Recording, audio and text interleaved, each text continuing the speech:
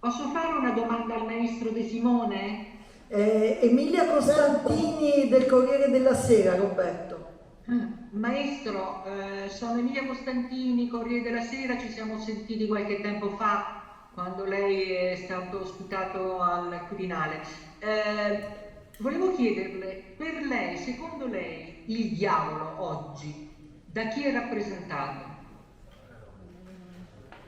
È rappresentato da una presunta cultura, come può essere interpretata la figura di Belfegor nella cantata, con presupposti di verità e di indagine sui sogni, ma in realtà deciso ad ammazzare i sogni.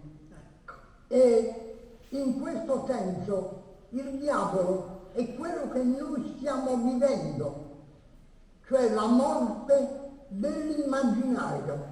Non so quali tremende conseguenze avvertiremo tra una trentina d'anni, quando l'immaginario, diciamo, italiano di un pubblico, ecco, abituato a rassicurarsi su tutto, a un pubblico abituato alle, diciamo, alle indagini del computer, dei telefonini meccanici, uccidono l'immaginario che una volta invece era proprio alimentato dal teatro. Il teatro non è, diciamo, un qualcosa che accade così a caso, è un qualcosa che richiede artificio e professionalità altissima del dire, non è naturalismo. Oggi invece noi siamo totalmente invasi da un finto naturalismo dove gli attori recitano con il microfono, ecco, in bocca, per cui recitano parlandosi addosso, non più declamando. Il teatro è declamato, come era la tragedia greca, come era l'opera, come era il vecchio teatro di Pulcinella, la sceneggiata. Poi è invaso questo neorealismo teatrale che sta distruggendo in tutto l'immaginario dei sogni.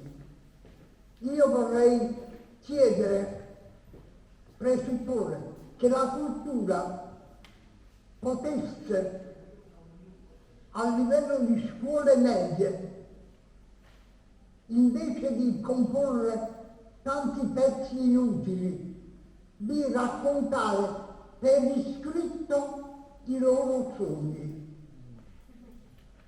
oppure di insegnare ai ragazzi i vecchi giochi che stimolavano l'immaginario, a riguardare il teatro delle marionette, dei pupi, che erano alimento dei sogni, a rivedere il vecchio teatro shakespeariano che a livello di scenografie dava allo spettatore la possibilità di immaginare. Oggi, in cui è invalso anche l'uso delle scenografie costruite cinematograficamente, questi elementi non si giovano più della pittura scenografica, che era un artificio dello spazio.